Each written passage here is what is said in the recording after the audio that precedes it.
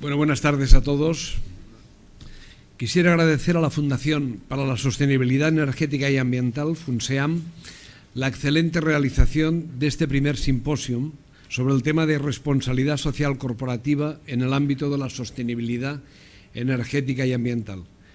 Antes que nada, quisiera también agradecer la presencia en esta mesa del conseller d'Economia i Ocupació, d'Empresa i Ocupació, l'honorable senyor Felip Puig i Godes, así como del secretario general de la Secretaría General Iberoamericana, don Enrique Iglesias. Con este acto damos por finalizado este primer evento público de FUNSEAM, dando así cumplimiento a uno de los objetivos de su mandato fundacional, que no es otro que el de impulsar y liderar el debate energético, ofreciendo una visión neutral y documentada basada en sólidos conocimientos científicos, políticos y estratégicos. A ello ha respondido el programa de este primer simposio, a lo largo del cual hemos tenido la oportunidad de debatir sobre eficiencia energética y su contribución a la sostenibilidad ambiental, así como las distintas propuestas empresariales para su mejora y su inserción en el ámbito de la responsabilidad social y la innovación empresarial. Europa es líder mundial en políticas regulatorias y en medidas de impulso a la eficiencia energética y la sostenibilidad. Y las empresas y sus empresas lo son en la puesta a punto de las estrategias necesarias para la implantación de estas políticas. Aplicar estas estrategias a otras áreas económicas, como Latinoamérica, en la que muchas de las empresas miembros de FUNSEAM están también presentes, forma parte de su responsabilidad social corporativa. De ello hemos visto destacados ejemplos en este simposio. La colaboración con la acción pública en apoyo de la actividad de I+D, por un lado, y la creación de instituciones que puedan ofrecer análisis independientes, neutrales y bien documentados que contribuyan al debate energético, a la investigación y a la realización y difusión de estudios para servir a la orientación en la toma de decisiones políticas, por otro, ha de formar parte de la responsabilidad social de las empresas. Este es el objetivo que inspiró la creación de la Fundación FUNSEAM. Este primer simposio, que ahora clausuramos, se ocupó ampliamente de estos temas, de los que continuaremos hablando en el futuro y en los que confío que la Fundación FUNSEAM sea su líder. La disponibilidad y accesibilidad a la energía es clave para el desarrollo económico, que normalmente comporta aumento del consumo y el desarrollo de mercados abiertos. El gran reto para las empresas y los estados es alcanzar el suministro energético necesario para el crecimiento económico, con mínimo impacto ambiental y manteniendo la biodiversidad y los ecosistemas mediante estrategias de desarrollo sostenibles ecológica y ambientalmente. No existe mejor ejemplo de aplicación de estas estrategias que las que se aplican en América Latina, y para hablar de ellas, de crecimiento económico y del desafío energético y medioambiental, no puede haber mejor ponente que el secretario general de la Secretaría General Iberoamericana, Enrique Iglesias. El señor Iglesias es un reputado economista, buen conocedor de las realidades europeas e iberoamericana. No en vano tiene la doble nacionalidad española y uruguaya.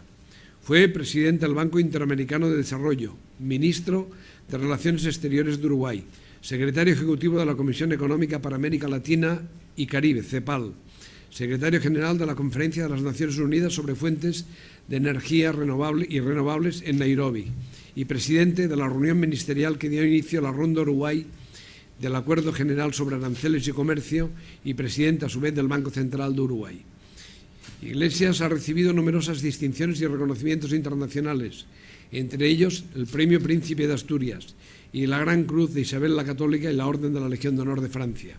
Es doctor honoris causa de numerosas universidades europeas y americanas y autor de numerosos artículos y obras, entre estos últimos destacando reflexiones sobre el desarrollo económico, cambio y crecimiento en América Latina y el desafío energético. Estoy convencido que nos va a aportar una visión muy fresca de toda la responsabilidad corporativa en temas energéticos y medioambientales. Enrique, tengo que decir que Enrique acaba de llegar de Chile, como podéis imaginar, en la cumbre, y le tenemos que agradecer especialmente pues el estar aquí con nosotros justo aterrizando de Chile, o justo aterrizando en Barcelona desde Chile. Enrique. Muchas gracias, Antonio. Muy buenas tardes. Muchas gracias por esta amable invitación. Yo quiero agradecer particularmente a Maite, que me invitó particularmente a acompañarlos en esta tarde, en este acto en el que se cierra este simposio tan interesante como el que acaban de tener sobre responsabilidad social corporativa en el ámbito de la sostenibilidad energética y ambiental. Curiosamente, recordaba muy bien el amigo Anthony, y le agradezco las palabras. Usted comprenderá que el pueblo que dijo es amigo personal. Si no, pues habría que dividir esos elogios con la realidad, que no será seguramente igual. Pero quiero agradecerle mucho sus palabras y sobre todo, como digo, el tema, ahora en la cumbre que acaba de cerrarse en el día de ayer en Chile, pues el tema central era este mismo, ¿verdad? Era de alguna forma el desarrollo de las inversiones energéticas y más que energéticas en todo el tema de la sustentabilidad, con vistas a la apertura de posibles acuerdos de cooperación entre las empresas europeas y las empresas latinoamericanas. De manera que de alguna manera este seminario es buena forma una continuidad en temática de lo que me tocó vivir como observador en estos últimos días. Yo voy a hacer, es muy difícil decirles a ustedes nada que no sepan, porque aquí ha habido personalidades muy importantes ocupándose de todos los temas que forman parte del gran debate sobre todo esta temática, de manera que no creo que les diga nada nuevo. Pero me gustaría concentrarme sobre todo en 2 o 3 comentarios generales. Lo primero es que me parece muy importante que este tema se discuta combinando los 2 elementos, es decir, el desafío energético, el desafío ambiental, junto con la responsabilidad social corporativa de las empresas. Y lo digo porque, de alguna forma, esto entra dentro de este debate que venimos teniendo en los últimos 30 o 40 años sobre los grandes temas globales. Siempre existieron temas globales, pero nunca llegaron a tener la perspectiva y la profundidad que han tenido en las últimas décadas. Yo me tocó trabajar en el tema, el primer gran tema cuando se discute en los años 70, el tema ambiental, cuando se abren las puertas realmente a los temas globales. En el año 72 fue la primera conferencia mundial de medio ambiente y el mundo empezó a despertarse respecto a temas como el medio ambiente, que luego habrían de evolucionar en tantas variantes, el tema del agua, el tema de las ciudades, en fin. Y yo creo que de alguna forma me parece que vamos a tener que convivir con estos temas hacia el futuro con profundidad creciente. Yo creo que la humanidad está entrando en un periodo de grandes transformaciones con grandes ambivalencias, ¿verdad? Por una parte, el crecimiento de la población es uno de los grandes temas a los que se enfrenta la humanidad presente y del futuro, y eso genera a su vez un enorme potencial, pero también un enorme desafío. Buena parte de esa población va a vivir en ciudades, y esto ya es un tema en sí mismo. Ya en aquellos tiempos se hablaba en esa materia. Y lo mismo lo es la tecnología, es decir, la ambivalencia de la tecnología es clara, nos da lugar a soñar con la capacidad de desarrollo casi sin límites del ser humano, pero al mismo tiempo los grandes desafíos que provoca la posible agresión al medio ambiente. Es decir, que esa ambivalencia ha estado presente ya desde aquel periodo de los temas globales. Yo creo también que nos sorprende en este momento otro fenómeno, que es la mayor sensibilidad de la sociedad frente a estos temas. Yo recuerdo cuando se hizo esta conferencia de Estocolmo, en junio del 72, se convocaron a las entidades de la sociedad civil, no había de América Latina, había algunos conservacionistas. Hoy hay más de 15.000 instituciones que se ocupan de los temas ambientales en América Latina, por parte de la propia sociedad civil. Es decir, que de alguna manera la sociedad se ha hecho mucho más responsable y mucho más consciente de estos temas. Hoy hay una sensibilidad creciente frente al medio ambiente, frente al clima, de manera que de alguna manera esta presencia de lo global va a seguir siendo con nosotros un tema importante al futuro. Creo también, yo agregaría dos pequeños elementos que complican un poco el panorama de lo global. Uno es, por cierto, la creciente desigualdad en el mundo. A pesar de que todos subimos, algunos suben muchísimo más que otros, y esto que se da no solo en tierras en vías de desarrollo, sino también en los países desarrollados, es un tema con el que habrá que lidiar y va a generar permanentemente tensiones que van a complicar la vida en el planeta. como yo diría también la distribución del poder en el mundo. Creo que estamos en presencia en este momento de el cambio de poder más importante que ha habido en la historia de la humanidad, del occidente al oriente, y esto también, acomodar todo eso en un contexto internacional de convivencia pacífica y de valores muchas veces contrapuestos, no va a ser nada fácil. Por tanto, discutir un poco este tema de lo grande, de lo global, me parece que es algo que le hace bien a la humanidad y le hace bien, por supuesto, a la comunidad iberoamericana, que debe hacerse cargo también de estos mismos debates. Yo pienso siempre que en todo esto se me agranda a mí la labor de Naciones Unidas. Naciones Unidas fueron los primeros que levantaron un poco el tema de lo global desde el año 72 para adelante. Y si no existía Naciones Unidas, pues habría que crearla o alguna otra cosa similar, porque estos grandes temas globales requieren soluciones globales y por tanto requieren soluciones que nos comprometan a todos de alguna forma. Yo creo que el tema de la sustentabilidad además convoca el otro lado del tema, que es el tema de la responsabilidad social corporativa. Tampoco había hace 30 años un concepto tan claro de que la empresa moderna no solamente tiene que ocuparse de la sobrevivencia económica y financiera y de hacer beneficios, sino que tiene que preocuparse de su relación con el medio. Bueno, todos esos temas también de alguna manera nos dan a nosotros un desafío importante y por eso que me parece que este seminario tiene esa virtud importante. Ahora, yo quisiera referirme un poco al tema, cómo lo veo hoy yo en la perspectiva de América Latina. Sé que ha habido un panel sobre el tema latinoamericano, de manera que no creo que les diga cosas muy nuevas, pero voy a darles mi visión del tema en la perspectiva latinoamericana. Seguramente todos ustedes conocen la evolución de la región. Nosotros hemos tenido una posguerra, después de la Segunda Guerra Mundial, bastante escabrosa, porque hemos pasado prácticamente 30 años con un crecimiento muy mediocre y hemos sido especialistas en crisis de todo tipo, sobre todo las grandes crisis de inflación, grandes crisis financieras, crisis de la deuda, en fin. Yo creo que en los últimos años se ha generado una América Latina nueva en su perspectiva, es decir, comenzamos a crecer en la última década en forma vigorosa y en una manera que en alguna forma nos ha sorprendido a muchos, ¿verdad? Yo soy uno de ellos, pero ciertamente, y eso tiene que ver básicamente con dos grandes frentes que hemos puesto en orden en América Latina. Lo primero, hemos aprendido a manejar mejor a la economía, a golpes hemos aprendido, porque la verdad que para llegar a ello hemos tenido que pasar por múltiples crisis, muchos consultas con el Fondo Monetario, muchos desequilibrios sociales, pero creo que América Latina hoy, a diferencia de los últimos 20, 30 años atrás, es una región mucho más capaz de administrar sus problemas macroeconómicos. Esto creo que es un activo importante que me parece que sirve mucho porque es el resultado de una praxis, como les digo, que nos hace hoy mucho más capaz de gestionar la economía en forma racional. Hay diferencias, yo no voy a entrar en detalle porque todos sabemos que no todos los países de la región están en esa situación, pero claramente para nosotros la capacidad de administrar la economía hoy es mucho mejor y mucho mayor que la que hemos tenido nunca.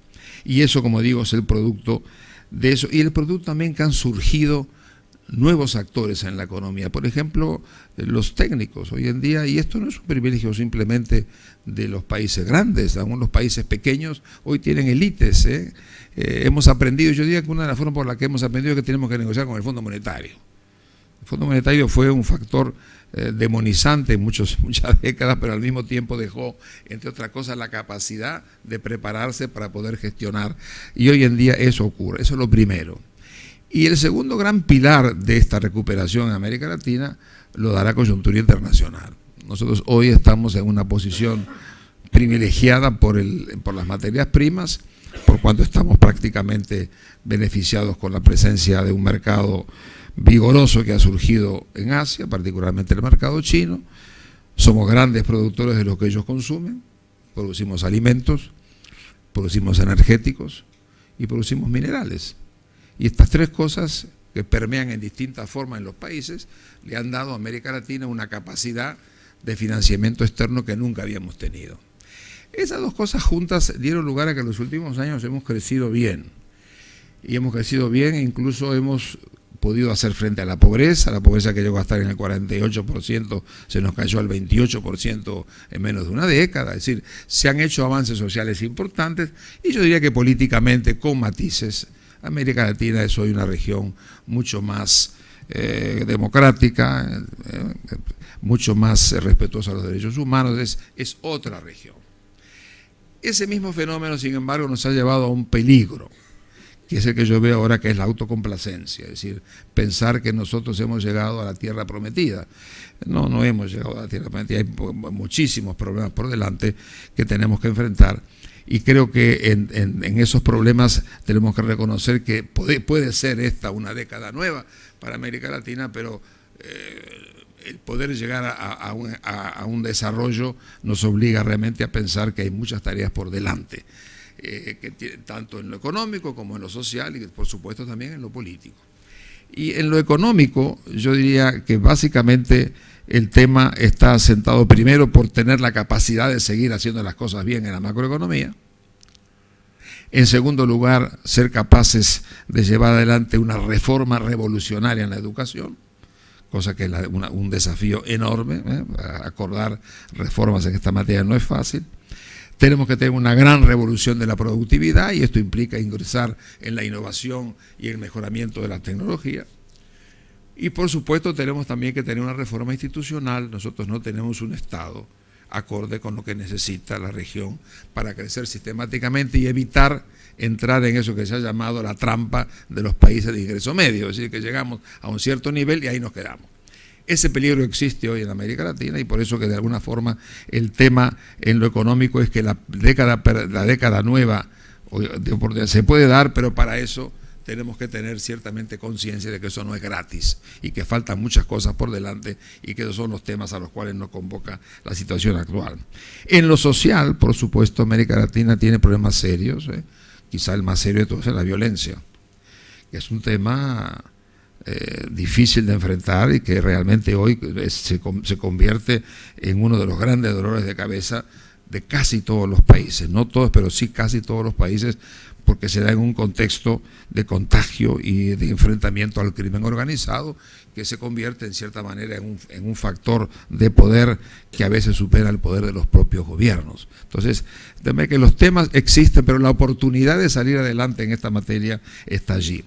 Yo agregaría que otro elemento, y lo voy a retomar un poco en el próximo comentario sobre el tema energético, yo diría que el otro tema que a mí me parece particularmente preocupante es aprender a cooperar mejor entre nosotros.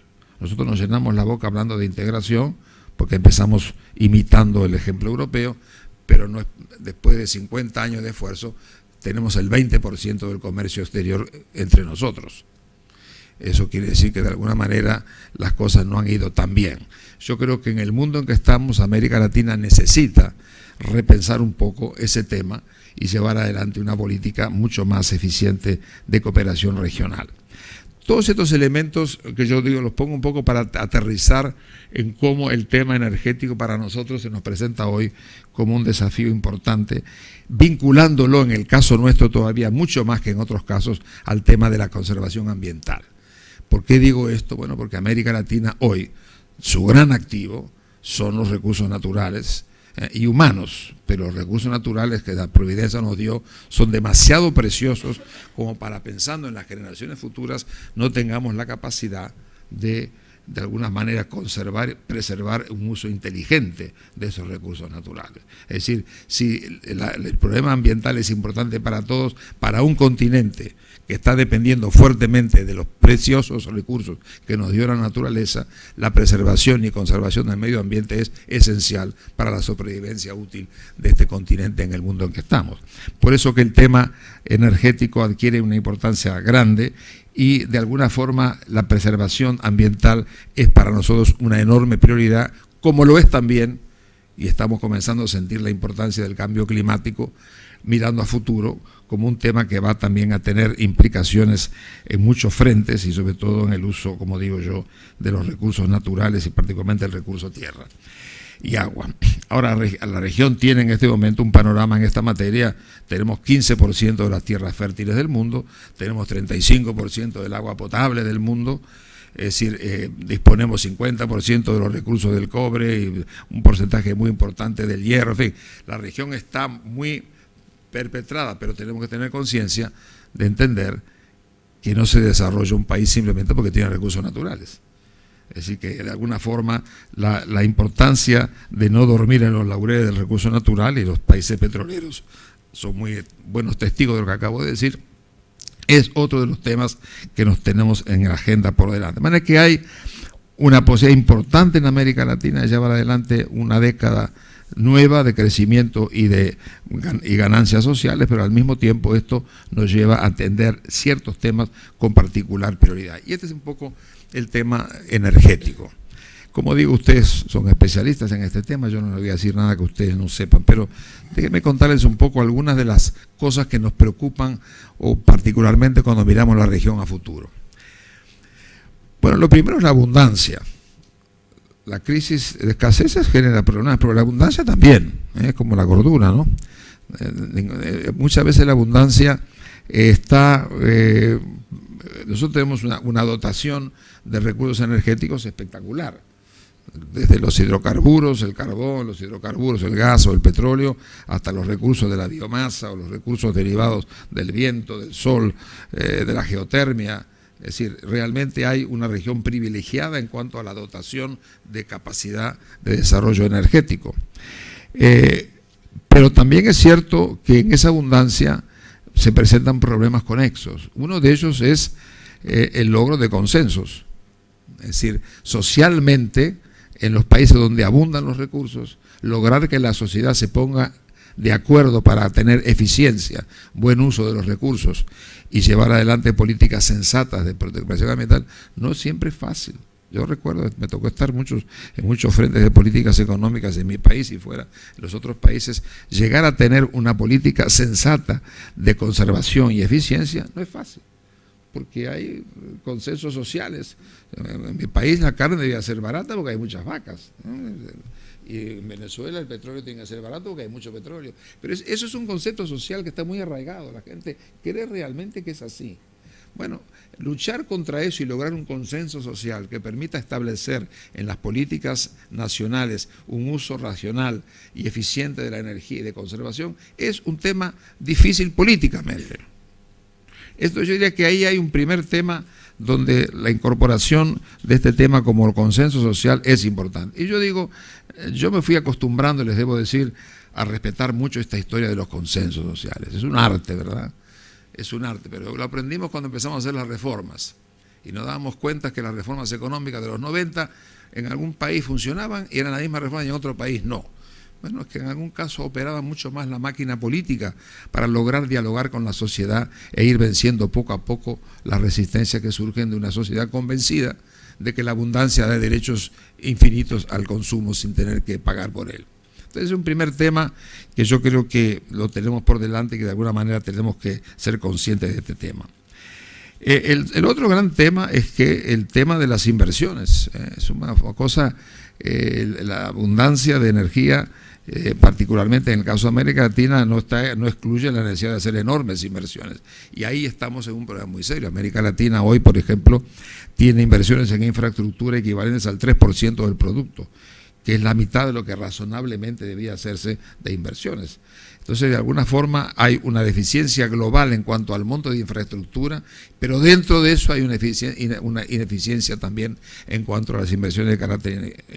Y eso se agrava cuando pensamos, por ejemplo, que en América Latina todavía, en este momento, tenemos 31 millones de personas sin acceso a la electricidad y más de 85 millones todavía utilizan leña para cocinar. Aunque la Cumbre de Río no concluyó con un compromiso vinculante en pro del acceso universal, sí hay en la Convención del Año Internacional de Energía Sostenible para Todos ciertos compromisos, pero yo creo que todavía hoy el tema de las inversiones se enfrenta al hecho que existe dentro de la región un número importante de personas que requieren el mínimo energético para hacer de ellos una vida decente. Yo diría que también dentro de este tema se incluyen los costos de reposición. Ustedes saben muy bien que los costos, la infraestructura energética tiene una vida útil muy larga, e inmoviliza enorme cantidad de recursos financieros. Pero el costo de reposición de las infraestructuras que permiten la oferta energética en nuestra región se estima entre 3 y 4 billones de dólares. Entonces, y la mayoría de ellos tienen una vida útil de 30 y 40 años, es decir que ya el tema de la reposición en materia energética se constituye en sí mismo también en un problema de gran magnitud, el costo de reposición. Y por último, yo diría, nosotros tenemos también en América Latina el problema del efecto invernadero, la emisión de gases.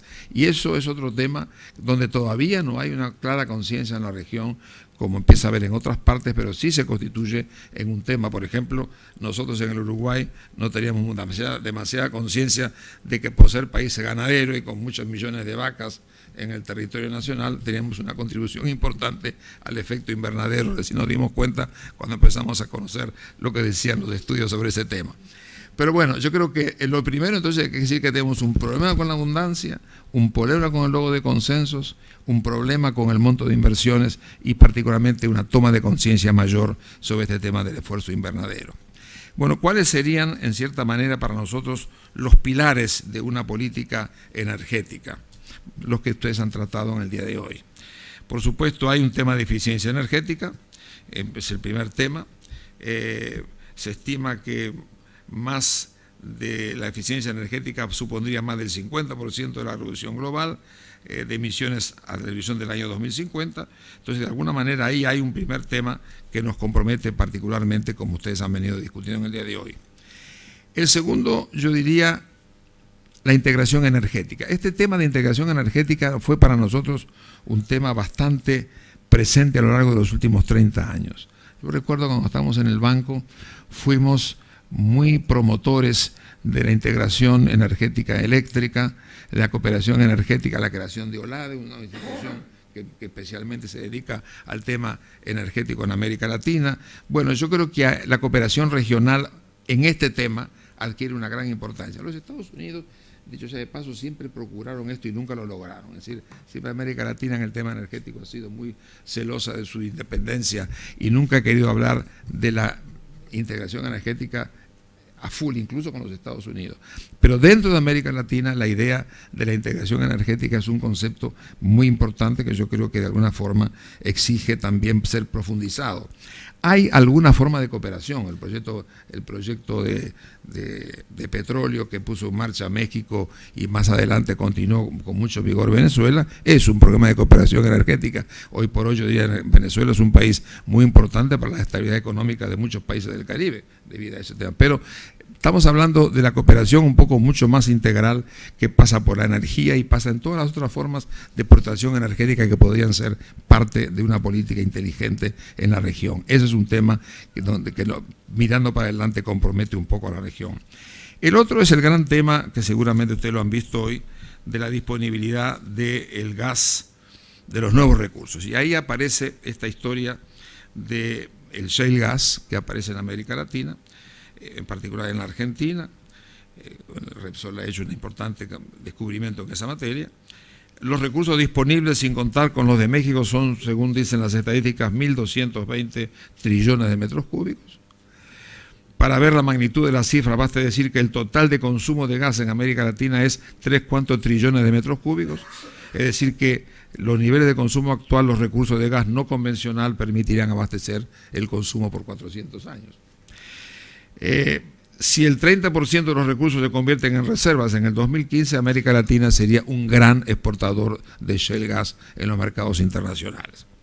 Ahora, usted sabe muy bien que el uso del gas tiene sus grandes incógnitas. Primero, el rechazo social, porque todavía no se ha avanzado en cierta forma de evitar los impactos ambientales de esos descubrimientos. La otra cosa es que no admite el consumo masivo, sino para la electricidad. Y después las enormes inversiones que eso requiere. Pero de todas maneras, aquí también América Latina aparece en el escenario internacional como un continente que además de los recursos que tiene de las demás formas, tiene ahí una importantísima posible contribución. Ahora, el tema, yo diría que para nosotros, mirando hacia adelante, yo diría lo siguiente como conclusiones de todo esto que estoy diciendo. Lo primero es que América Latina puede tener en el tema energético y tienen el tema de sus disponibilidades energéticas un gran apoyo a su desarrollo futuro. Esa América Latina nueva, renovada, que está hoy muy apuntalada por la capacidad de que hemos aprendido de los errores del pasado, tiene ciertamente en la riqueza energética un enorme potencial. Y eso es bueno para América Latina, pero puede ser también bueno para el mundo, porque formamos parte de la oferta global y por tanto la región como tal ofrece perspectivas en ese sentido. Lo segundo es que tenemos que tener un sistema que permita atraer las inversiones, sea a nivel de los mercados nacionales. Yo creo que es un tema importante que están viendo hoy las empresas españolas, sobre todo, que han percibido que la América Latina comienza a tener mercados domésticos de ahorro muy importantes. Muchas empresas y bancos están en este momento captando recursos de los mercados regionales, cosa que nunca habíamos tenido hace 30 o 40 años. Hoy por hoy, América Latina es un mercado potencial importante, pero lo es mucho más todavía para la inversión internacional, de manera que de alguna forma tenemos que tener una capacidad de atraer inversiones, de atraer ahorros e inversiones. Y eso implica ciertamente cuidar de ciertas cosas que son obvias, ¿no? Lo primero, que el binomio rentabilidad-riesgo sea atractivo frente a otro tipo de sectores. Segundo, que los precios estén de acuerdo con los mercados. Ese es un tema que, como dije anteriormente, nos cuesta a nosotros, nos costó imponer en el consenso social y todavía falta por avanzar mucho. Por supuesto, marcos jurídicos estables, desde luego, es una de las primeras condiciones que requiere una inversión creciente es ese. Y yo diría también, en cierta manera, introducir en este tema el tema de la responsabilidad social corporativa, el tema de la eficiencia energética, el tema de las inversiones energéticas, convocan, como ningún otro tema, a una responsabilidad social corporativa que sea capaz de hacer frente a esta demanda. Yo creo que en este momento comienza a haber algunas reacciones interesantes para poder conciliar estos temas con la atracción de inversiones. Brasil es un caso importante, donde hemos visto en los últimos tiempos una política nacional orientada precisamente a crear las condiciones para poder atraer. México es otro país. El presidente actual acaba de lograr un acuerdo fundamental con otros partidos políticos para lograr, entre otras cosas, enfrentar una reforma energética.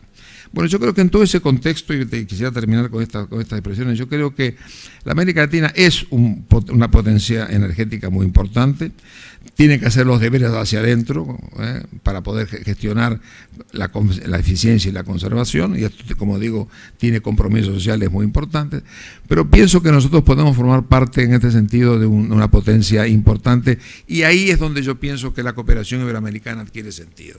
Nosotros estamos trabajando en este momento tratando de promover precisamente trabajar, profundizar aún más la convicción de que América Latina hoy es parte de las posibles soluciones de los problemas que enfrenta Europa y en particular España y la península ibérica en general. Creo que hay en la economía latinoamericana no solamente un gran poder de recursos como el que acabo de mencionar, sino que además hay un mercado. América Latina hoy es 7 trillones de dólares largos, casi 8 de mercado interno, es decir, que América Latina no es solamente un poder exportador como el que está mostrando en materia de materias primas, sino que tiene ya un mercado interno vigoroso. Por tanto, lo que estamos tratando de promover en la comunidad iberoamericana es tratar de decir que hay que avanzar en el programa de la cooperación empresarial y no solamente dejarla exclusivamente a nivel de las grandes empresas, sino que hoy por hoy quizá una de las cosas que debemos perseguir con mayor intensidad es la capacidad de que las empresas, pequeñas y medianas empresas, comiencen a interesarse como se están interesando. Yo le digo que acabo de estar en varios países de América Latina y hoy aparece una creciente presencia de la empresa, pequeña y mediana empresa española en tierras de América, y yo creo que eso es un hecho muy importante, tanto para América Latina como para España.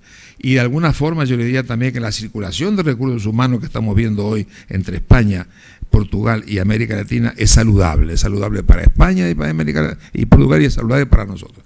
Entonces, de alguna manera se abre un campo nuevo y yo espero que eso sea realmente algo que tomemos conciencia. Y lo que estamos procurando hacer en la comunidad iberoamericana es precisamente tratar de profundizar esa capacidad de cooperación que se abre hoy en Iberoamérica, donde ciertamente la energía es un sector, pero hay muchos otros sectores donde hay mucho para hacer, y realmente para nosotros hoy la posible cooperación entre las pequeñas y medianas empresas es una frontera nueva que se abre y en la cual espero que podamos tener avances en los próximos años. Muchas gracias por la invitación y muchas gracias por abordar este tema y poner a América Latina en uno de los ítems del debate. Muchas gracias.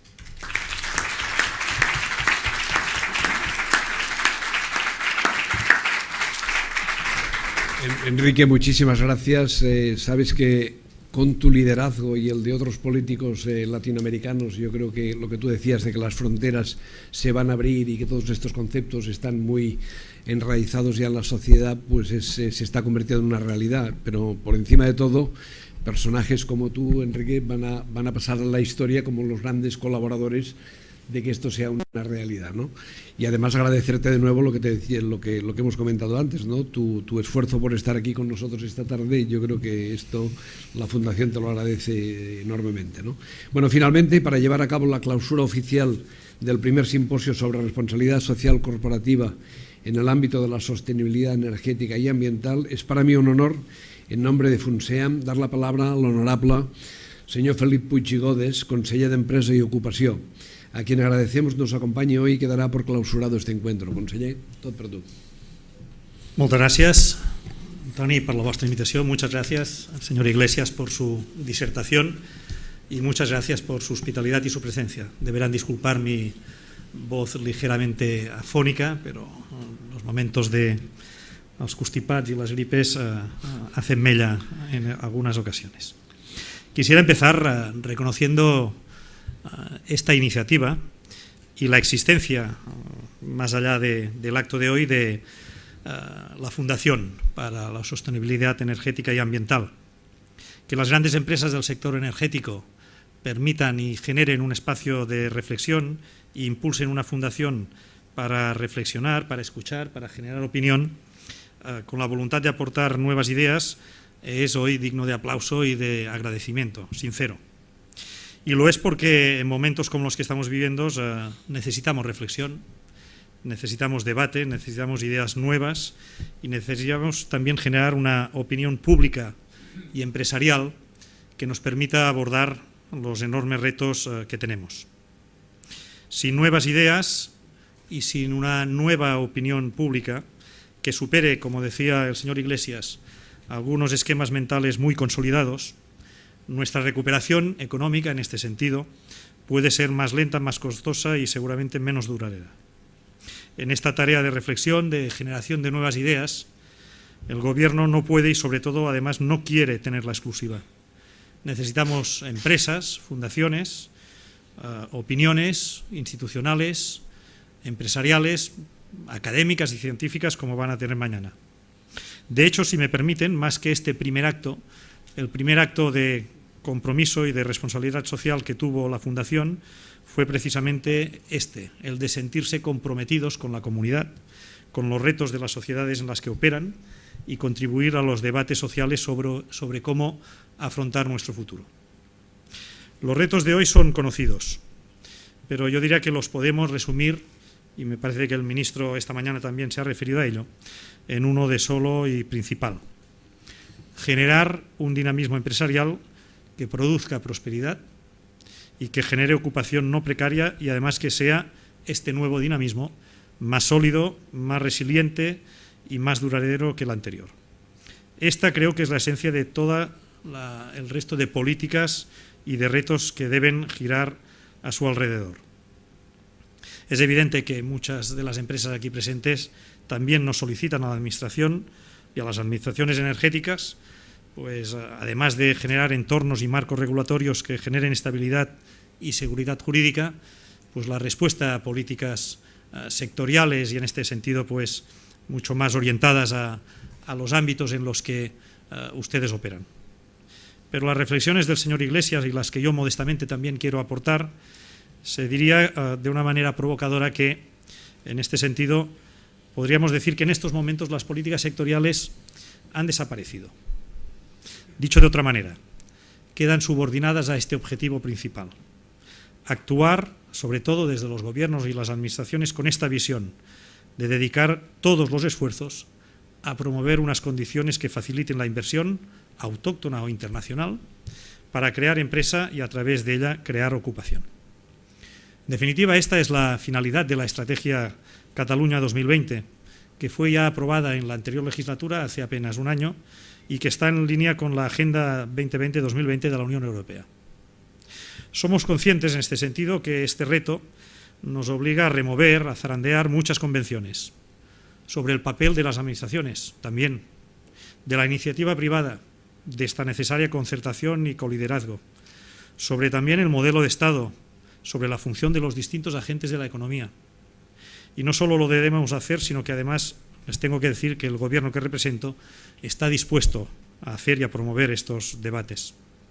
Es por esto que les agradezco que aparezcan y que promuevan en este nuevo debate nuevas ideas. Ideas con osadía, valientes, arriesgadas. Es seguro que no todas las ideas arriesgadas nos serán útiles, pero estoy convencido de que todas las ideas útiles serán necesariamente arriesgadas. El Gobierno tiene una principal y primera responsabilidad en el momento y con la propuesta de renovar este pensamiento convencional, pero las empresas deben y pueden ayudar decididamente. Estoy convencido que sin esta renovación del pensamiento convencional no prosperaremos, pero además permítanme también que les solicite que esta renovación del pensamiento tenga también un componente práctico. No solo debemos intentar decir qué es lo que queremos o lo que necesitamos, sino y sobre todo cómo podemos conseguirlo. Déjenme una sencilla concreción. El Gobierno de Cataluña ha adoptado el compromiso de avanzar hacia una economía de baja intensidad energética y de baja emisión de carbono. Asumimos plenamente estos objetivos de la Unión Europea en este terreno. Y sin ir más lejos, el año pasado el Gobierno catalán aprobó el Pla d'Energia y Cambio Climático para el periodo 2012-2020, con 3 objetivos claros: reducir un 20% el consumo energético, impulsar la consecución de un 20% de cuota de las energías renovables en nuestro mix energético y avanzar hacia un 20% de reducción en las emisiones de gases que generan efecto invernáculo con relación al año 90. Este reto, de verdad, además de planificarlo, es sobre todo de cómo lo conseguimos. Sabemos, por ejemplo, que la eficiencia energética es uno de los caminos esenciales y que además hoy se está demostrando que es beneficioso para las empresas porque las hace y las convierte en más competitivas, que es beneficioso también para la sociedad porque reduce externalizaciones de la energía y disminuye nuestra dependencia externa.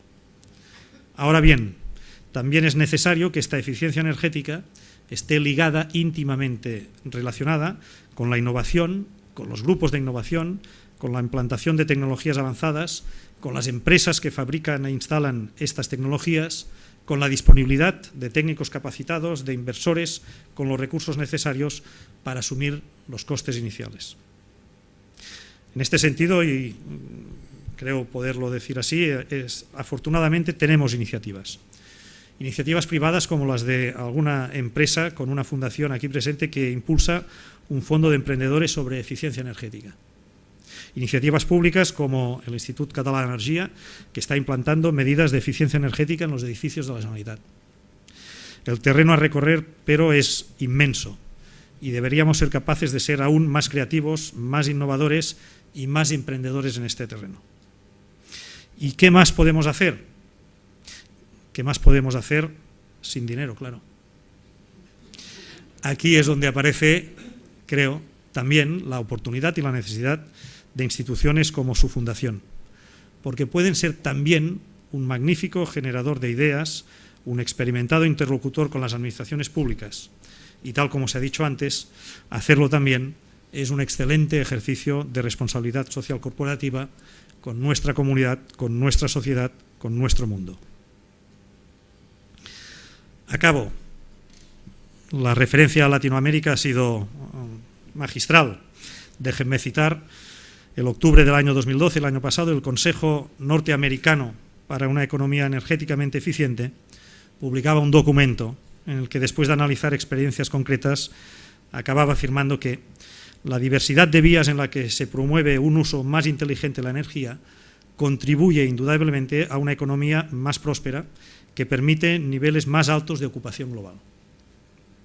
Nos gustaría, sinceramente, que en pocos años se pudiera escribir lo mismo sobre nuestro país. Para conseguirlo necesitamos un gobierno determinado a hacerlo. Les puedo asegurar que tenemos esta determinación. Necesitamos empresas con ganas de implicarse y de comprometerse. Y estoy convencido que este es un acto de compromiso público y que hay muchas empresas con este propósito. Y necesitamos también un diálogo franco, continuado, fluido, entre unos y otros para hacer posibles, para materializar estas ideas arriesgadas y útiles.